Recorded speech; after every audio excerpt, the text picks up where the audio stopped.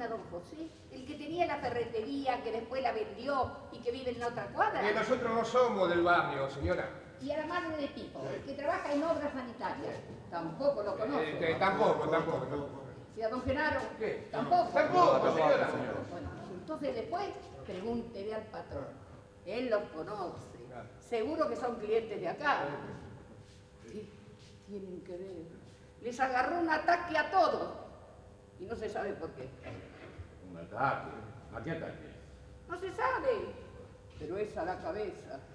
A la cabeza. ¿Cómo a la cabeza? Se ponen como locos, con perdón de la palabra. Pero estaban todos juntos haciendo algo. ¿O qué? No, la mamá de Pipo y don Genaro les agarró anoche. Y a don José esta mañana temprano. Mientras no le agarre a nadie más. Pero el médico vino, señora. Sí, no le dije que vino la ambulancia. Se los llevaron a todos. Y no dijeron nada. Parece que no. Ah, qué cosa rara, ¿no? ¿Ha visto? Es lo que yo digo. Pero hay que tener cuidado, ¿eh? Porque en una de esas es un microbio o algo así. Tiene razón, señora. Va a ser mejor que no se contagie y que se vaya rápido para su casa. Sí, tiene razón. El pollito, ¿para cuándo va a estar? Una horita más o menos, ¿eh? Bueno. Tal vez.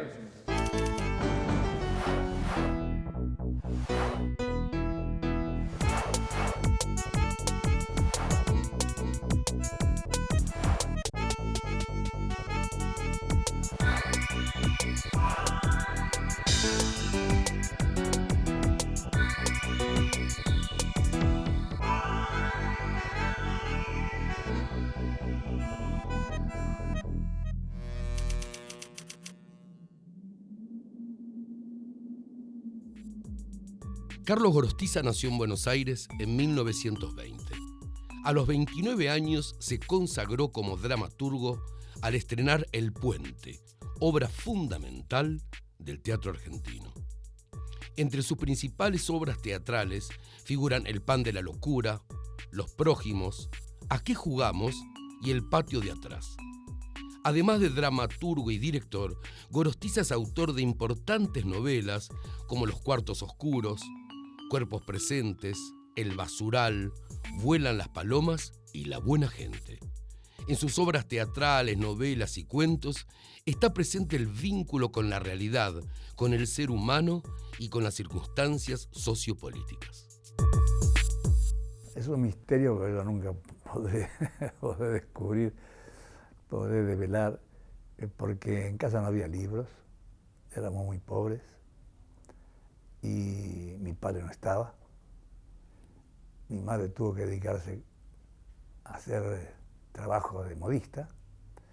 Yo tenía 8 años cuando se fue mi padre y mi primer contacto con la lectura fue en un kiosco aquí en Santa Fe y Llorena, un italianito que tenía quejas de revistas y diarios, y yo veía las revistas y bueno, empecé a leer el Tony, Villiquen, yo tenía 9 años, ¿no?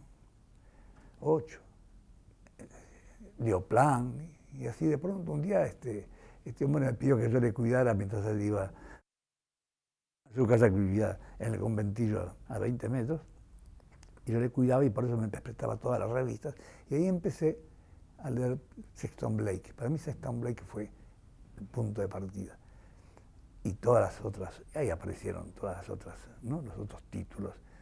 ¿Y por qué yo, cuando tenía 10 años, un día me enteré que había una biblioteca infantil en la biblioteca de maestros del Ministerio de Educación, ahí en el ex Pisurno, edificio Pisurno? ¿Y por qué me fui desde acá hasta allá a pie, caminando? Iba por lo menos una vez por semana a leer los libros que tenía en la biblioteca. ¿Quién me dijo a mí, tenés que hacer eso, o esto es bueno para vos? Yo era una necesidad que tenía. Y cuando tenía 14 años, no, 12 años, 13 años, tenía que salir a trabajar. Fui a estudiar máquina de escribir, fui a estudiar taquigrafía. Esto me llevó a los ambientes comerciales. Y contabilidad. Y había un profesor de contabilidad que se llamaba Nosiglia, que no tiene nada que ver con los Nosiglias que conocemos. Extraordinario tipo, que un día echó un discurso hablando del patriotismo y del patrioterismo. un 25 de mayo, dejó a todos callados, no los saludaba muy bien el director y el vice y los demás. Y un día llegó y nos habló de las fuerzas morales de José Ingenieros. Desde entonces, bueno, el día siguiente lo fui a buscar, me costó 20 centavos el libro, usado, ¿no? Y desde entonces, jóvenes son los que no tienen complicidad con el pasado, y juventud, juventud sin perfume. Bueno, es una serie de conceptos y frases que siempre pusieron en mí desde esa edad, ¿no? Ahora, ¿por qué después empecé a escribir? ¿Por qué no empecé a pintar? Porque yo tenía un espíritu así creativo y la imaginación me ordenaba. Yo creo que por pobreza. Yo creo que si hubiera nacido en otro hogar pudiente, ¿no?, con un piano, por ejemplo, ¿no?, yo hubiera sido músico, ¿no? La música. Pero con un lapicito y un papel uno tiene solucionado el problema de su imaginación. Entonces escribe, ¿no? Y la pintura necesita también una tela y pincel. Yo creo que por eso me dediqué a escribir.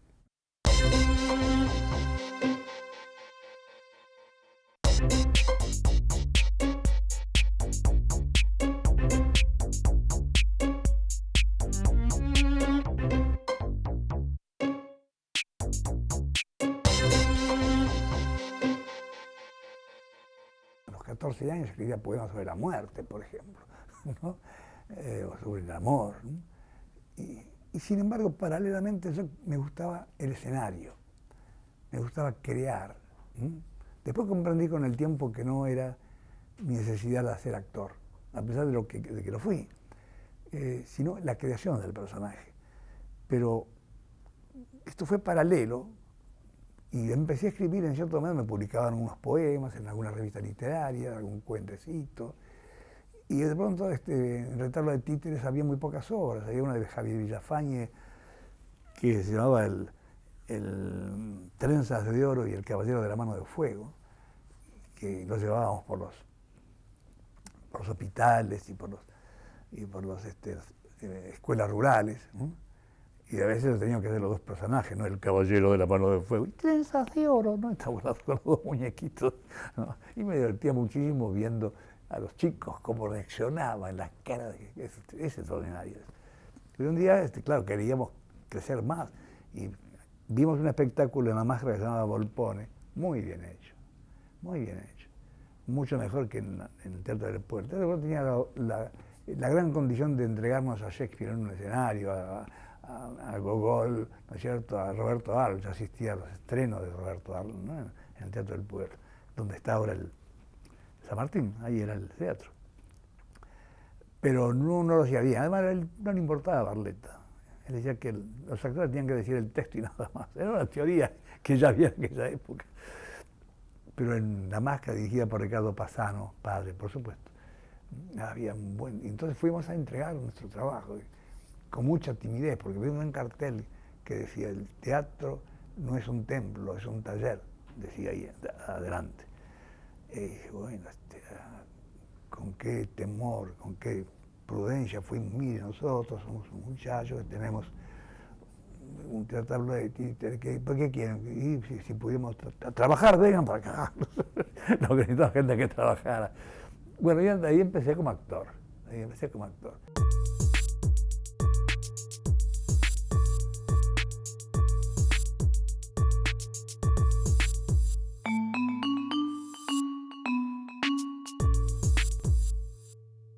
Cuando yo estrené El Puente, varios críticos comentaban que yo había bebido en Florencio Sánchez. Yo no había leído a Florencio Sánchez, yo había leído muy poco teatro. Ya me había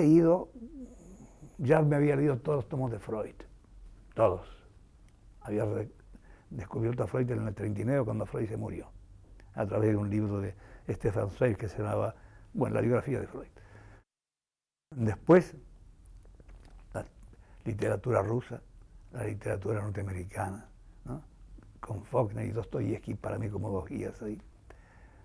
No tanto la francesa, un poco más la inglesa, la argentina por supuesto. mucha poesía, pero mucha psicología. No teatro. Entonces, cuando yo tuve el éxito del Puente, me pregunté a qué se debe esto. Yo había escrito 3 horas para títeres, ¿no? De pronto escribí esto como una especie de reacción, pero yo soy un dramaturgo. Y escribí El fabricante de Piolín, que dirigió para Narciso Ibáñez Menda, que a mí no me gusta nada, no lo tengo incluso incluido en mi, ¿no? Fue un éxito muy grande. Fueron en el Teatro Nacional, ¿no?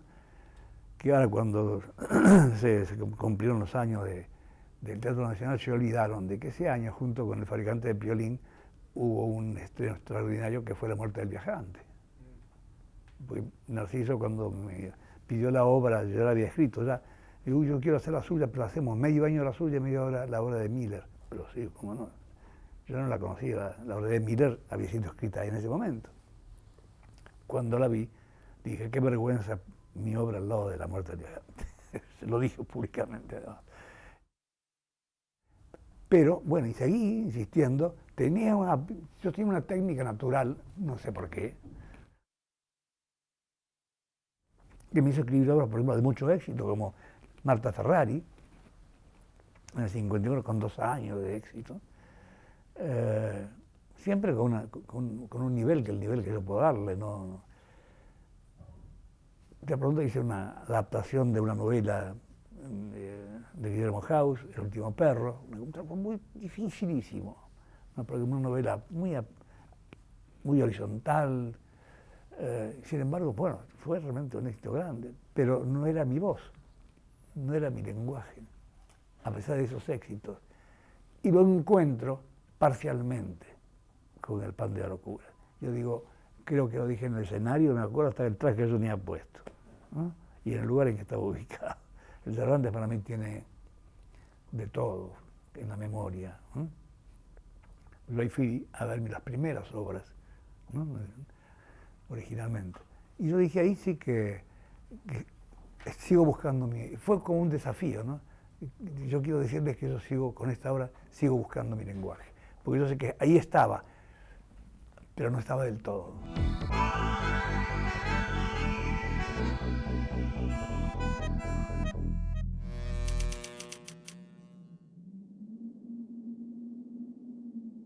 Todo aquel que ha subido a un escenario alguna vez en función de actor en un espectáculo, tiene la respuesta.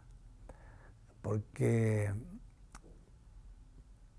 aparece algo que no aparece, que no puede aparecer en los medios técnicos, ¿no? Que no puede aparecer en el cine ni en la televisión, que es el fluido que se conecta el espectador con el actor. Es impresionante como en algunas escenas tiene una calidad, en otras escenas tiene otra calidad, de un día varía al otro día, pero es la presencia concreta de ese fluido, ¿no? Es decir, el hombre que está diciendo un texto escrito por otro hombre y que es recibido por otro hombre. Es el hecho común, físico casi. Y esto no ocurre en la televisión ni en el cine. Cuando apareció el cine, yo recuerdo muy bien, no porque yo estaba en aquel momento viviticoleando, pero sí, yo recibí un poquito la oleada de aquello, sobre todo con el cine sonoro, que yo cuando apareció el cine sonoro, yo recuerdo muy bien, porque yo era chico, que el teatro iba a desaparecer. Después vino la televisión y el teatro iba a desaparecer. Vendrá el holograma, porque yo creo que vendrán los hologramas, ¿no? Acá en estas salas aparecerán los actores de pie. Y el teatro siempre sobrevivirá por esta razón, porque existe esa comunicación. Sumado a esto, el hecho de que dentro de cada individuo, yo conozco muy poca gente que no haya querido en algún momento ser actor. Todo el mundo tiene aquella cosita, ¿no? Aquel venenito que me hubiera gustado a mí. Es decir, ¿por qué? Porque el teatro es juego. El teatro nace con el chico, viene con el chico. Y si uno observa a los chicos, están haciendo teatro. Y después, esa cosa terrible que es la madurez, ¿no? Y que elimina tantas cosas en el ser humano, elimina también la capacidad de juego.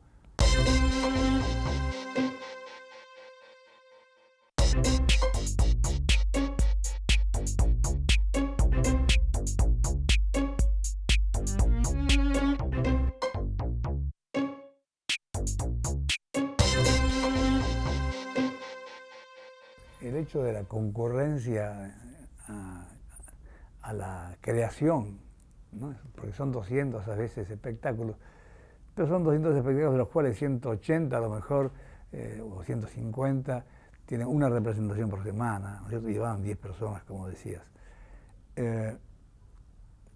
Porque este país es muy curioso, sobre todo nuestras grandes ciudades, donde hay más pintores que la gente que va a ver las exposiciones. Hay más escritores que los que compran libros. Hay más gente que estudia teatro y que va, que a los que van a ver estos espectáculos. Es una ciudad, un país de creadores. ¿No? Pero ocurre que esto tiene su limitación, ¿no?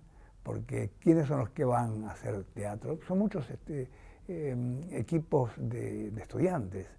Lo que es importante ahora es que, entiendo yo, y esto es una especie de teoría, de modesta teoría que yo tengo, es que en los momentos de importancia, momentos graves, problemáticos de la humanidad, es cuando aparecen las cosas fuertes del arte.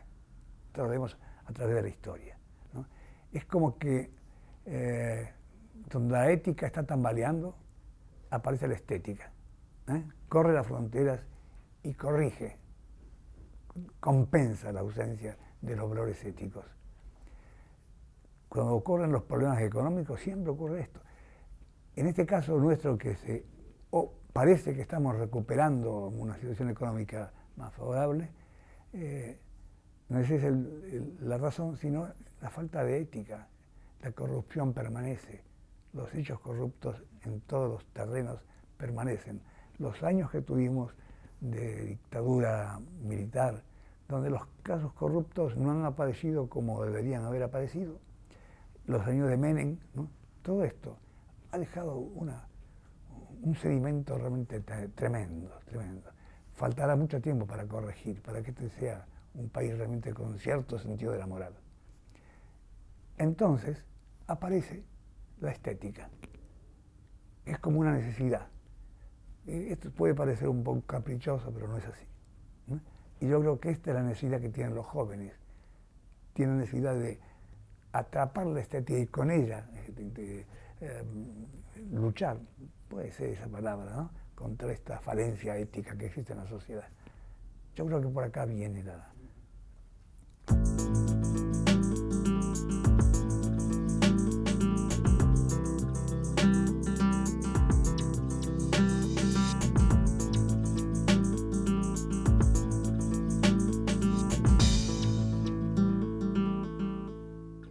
Yo he llegado a mis días creyendo en algo. Yo diría que casi es lo único en que creo. Es en lo que se suele decir que es el instinto de conservación del hombre. Por eso no creo que el hombre muera por voluntad propia. El hombre no se suicidará ni con bombas atómicas. Yo creo en la supervivencia del hombre, así como pienso en la supervivencia del teatro. Y yo creo que si el hombre pierde la imaginación, es una forma de suicidio, porque la imaginación es lo que alimenta el acto humano. Era cuadrado, liso, metálico, con dos bancos de metal colocados a lo largo de las paredes. Y nada más.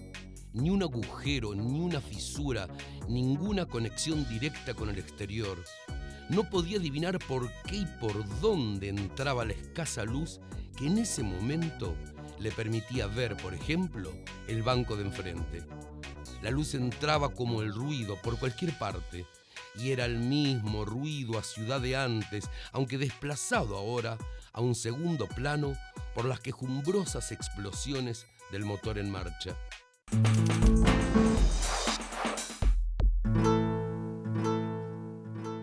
Desde que yo estrené El Puente hasta que edité la primera novela, pasaron varios años, pero yo siempre escribía una página, 2 páginas, 3 páginas de esa primera novela, que después rompía y empezaba otras, pero siempre interrumpido por el teatro, porque como mi trabajo en el teatro era no solamente escribir el teatro, sino también ponerlo en escena.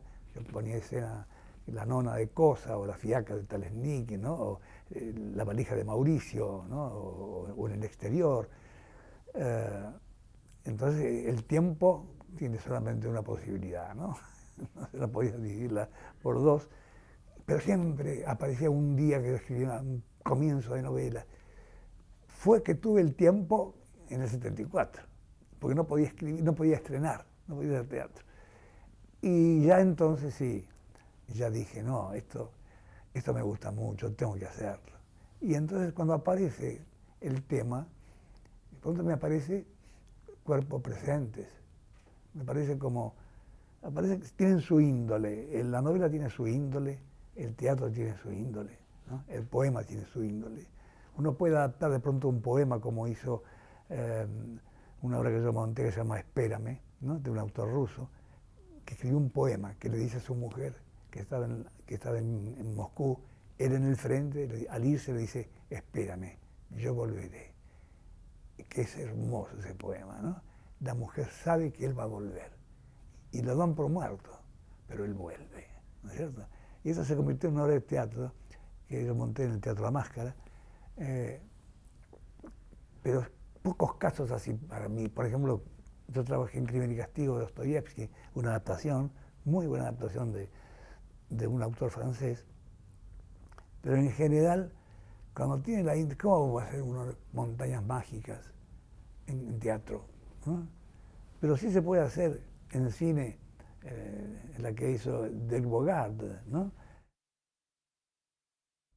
Muerte en Venecia, ¿no es cierto? Hay algunas veces, pero tienen su índole. Entonces, de pronto me parece Cuerpos Presentes con índole de novela. Entonces yo ahí dejo de hacer teatro y escribo una novela, ¿no? Porque ahí hace falta meses, a veces años, ¿no? Y bueno, fue bien la novela, siempre, claro, el dramaturgo escribía la novela, ¿no? Y hasta que al fin escribí también Vuelan las palomas, y se me ocurrió, no se me ocurrió a mí, sino se le ocurrió a un amigo, mandar Planeta, no, 500 novelas, a todos jóvenes. Bueno, la mandé y me dio el premio, ¿no? Vamos, anímese. Usted quiere saber a qué organización pertenece esa chaqueta, el escudo, el uniforme en su conjunto, en suma, todo ello. No, bueno, pero no quiero que usted se moleste. Mi curiosidad es una curiosidad, nada importante. Pero sí que es importante, lo es. Y por favor no sea tan modesto. Mire que a veces la modestia termina siendo un vicio, ¿comprende? Además lo felicito por su curiosidad. ¿Qué sería del mundo sin curiosidad? Paso a informarle entonces. Yo pertenezco a la organización que en estos momentos está aquí, velando por vuestra seguridad. El Sepretok. Y ese escudo distingue al Sepretok. Sepretok. Ajá. Cuerpo especial de preservación del toque de queda.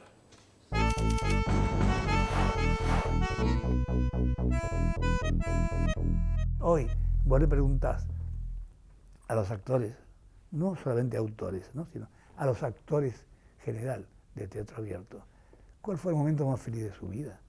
Y te dicen lo que te digo yo, mi momento más feliz de mi vida desde el punto de vista profesional, artístico, ha sido el teatro abierto. No creo que sea igualable en el futuro, porque dijimos a los que teníamos que decirle lo que queríamos decirle, nos incendiaron el teatro, seguimos diciéndole lo que queríamos decirle, le ganamos y le dijimos al pueblo argentino que nos estaba esperando en la calle, por eso pasó lo que pasó, ¿no? Y esto, ahí se confunde, como decía bien, el arte con la realidad que nos rodeaba, ¿eh? Era de madrugada. El sargento no tuvo necesidad de despertar los 8 soldados. Les gritó las primeras órdenes en el galpón donde habían permanecido en vigilia toda la noche. Les repitió las mismas instrucciones de la noche anterior y los hizo marchar ruidosamente por pasillos oscuros y silenciosos hasta llegar al patio donde se iba a llevar a cabo la ejecución. Ignacio recorrió este larguísimo camino tratando de descubrir a su alrededor un cuerpo, un rostro, una minúscula pista que le revelara la identidad del condenado a muerte. Un anarquista era la única voz que había estado rondando toda la noche por el ámbito del improvisado cuartel militar.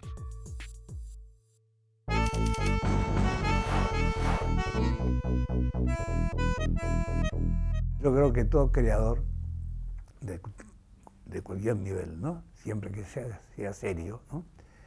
Lo que está dentro de él como elemento inconsciente generalmente es la búsqueda de la verdad, encontrar la verdad. Se basa en la realidad que lo rodea. No puede ser de otra manera. Aún los que creen que no les importa, ¿no? Y acá vale mucho esa frase de Brock que dice lo inexplicable de la realidad, ¿no? Está en la ilusión, ¿no?